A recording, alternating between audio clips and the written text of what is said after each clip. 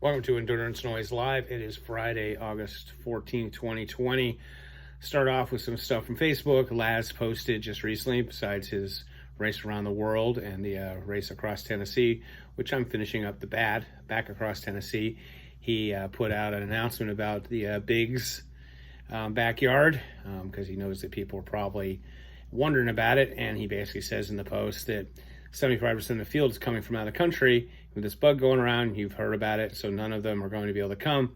The backyarders want to have a race. So we came up with a satellite Big Dogs Ultra World Championship. Currently, we have 15-man races setting up in the following countries: Canada, Ireland, Australia, Russia, Sweden, Germany, UAE, Ukraine, Hong Kong, Japan, Switzerland, Finland, France, Singapore, Philippines, Israel, Spain, Denmark, and USA. What is the certainty of these events happening? Did I mention the bug that was going around? Nothing is certain these days, but we are planning for these things to happen as long as they are allowed. It says they're going to have a link, the race, by the magic internet.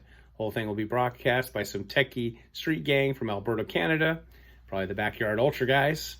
All the races will begin simultaneously at 7 in the morning, October 17th in Tennessee. Now, you can't really run a Backyard Ultra virtually. The crux of the backyard is face-to-face, head-to-head competition. If you cannot look the next man in the eye and gauge what he has left in his legs and his heart, how can you really play the game? In every one of these races, the runners will meet on the field and race until all but one is surrendered. However, everyone will also know what is happening in the other countries per Backyard Ultra rules. Each race will end when only one man, be it male or female, can complete the loop. So each race will end when it ends, yet the winner of the last race running within limitations of the year will be the 2020 World Champion. The 12 runners that claim the largest totals will comprise the all-world team. Runners will not be competing virtually, but the races will, the nations will. This should present some interesting dynamics. In the end, success will come down to having two that will not yield. Although when all the competition is gone, one of them must. Country I've heard back from some pretty impressive talent. This year, when the last runner steps up to answer the last bell, they will truly be the last man on earth. This ought to be quite a show. So I'm not really sure. I thought I read that. So they're going to have the competitions in each country and basically crown a winner there. What would be kind of neat is then they all would just join the feed and do kind of how they did the Ultra. So I'm not sure how that is. Anyway, so that's some news, and that Babs Big is coming up pretty soon. These are in the show notes. If you're a Patreon supporter, you can get access to them. My upcoming guest this weekend will be Nate Berg. He has Bones of Brundage, a documentary of Bakersfield music scene from the 80s and 90s. I, if you didn't know, had a record store from 1987 to 2006, downtown Bakersfield, and briefly in the documentary, but it's a really good documentary. I highly suggest watching it. It's on Amazon. I've known Nate for over 30 years, so we'll have an interesting conversation on Sunday. Then moving on to Twitter news, Hal Hidgen, he's one of my faves. I always retweet him. He says, one of my favorite workouts is strides, multiple repeats of 100-meter sprints, done not fast, but at about race pace, 8 times 100 at a track or on a golf course straight away, walking or jogging about the same distance between. Strides is a gentle form of speed work, and I did it this morning. I do it most mornings. I call it my F1 or workout, where after I've done my main miles, I will walk, and then on the odd numbers, I'll do a stride out. So I'll, and I don't do distance. I just count steps. So I count 30 steps, which takes about 20 seconds if I got my steps down to 180 steps per minute, which is kind of the ideal cadence number. In fact, I'll be talking about a track meet coming up, and you can kind of watch a track meet and see what's the cadence of the various athletes. It usually comes out to about 180. So, stride out's a good way to just kind of get the legs spinning, and, you're not trying to crush it. Chris Chavez, speaking of the track meet, which I'll be talking about in a minute, it's going on in Monaco. He's got, Kenneth said, his 5,000-meter record of 12:37.35 has been around since 2004. We'll go down today in the Monaco Diamond League with Kipchak Racing, Joshua. Still wild to watch. Full video of Bekele's world record here, which you can see on the show notes. It's on the YouTube. Speaking of YouTube, I put this up on my YouTube channel when I started doing interviews or having hosts like The Jester.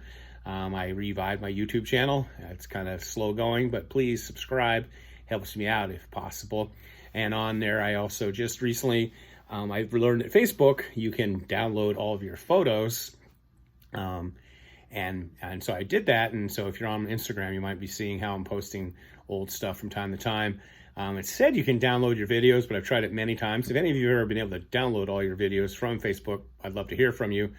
but I haven't been able to do that. But thankfully, I uploaded a ton of stuff on YouTube, but never really tagged it, cleaned it up.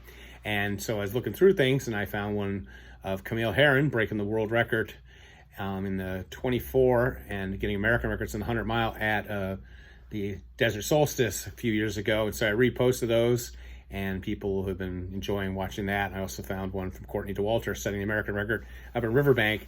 And it's real nice of Camille to give me a shout out on Twitter for thanking me for posting that video.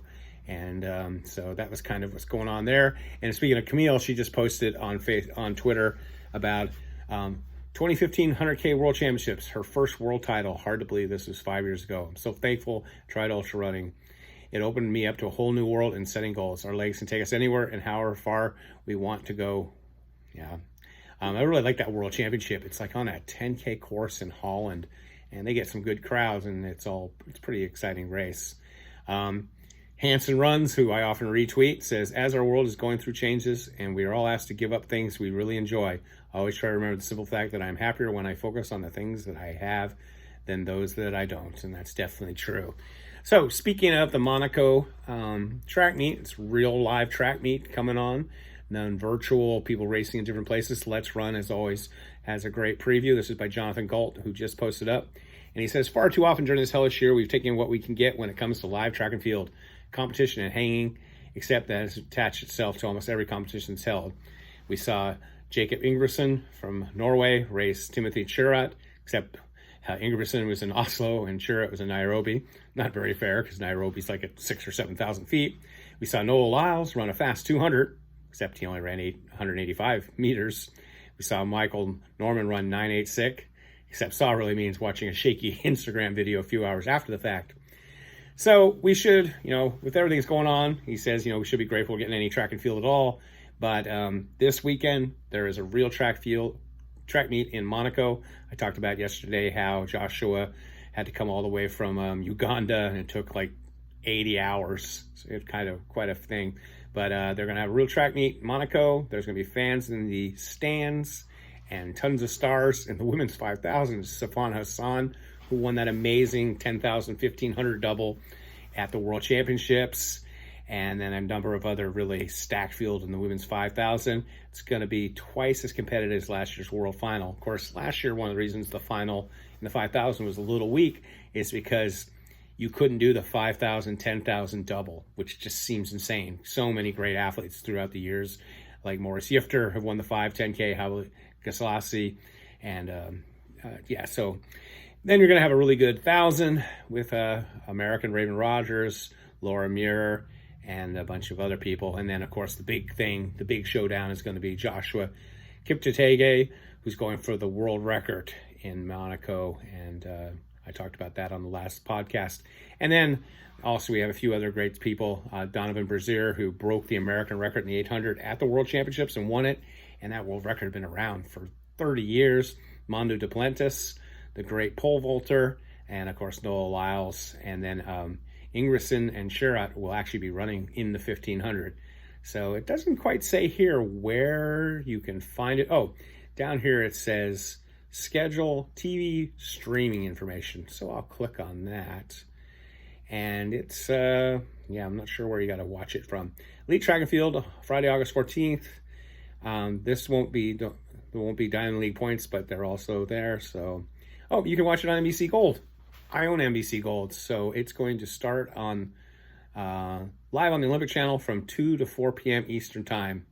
So that will be, for me, 11 o'clock in the morning. So I got a little bit of time, and I'm going to definitely try and watch that, and we'll definitely put some coverage. So this was Endurance Noise Live, and as always, stay healthy, be boring, not epic.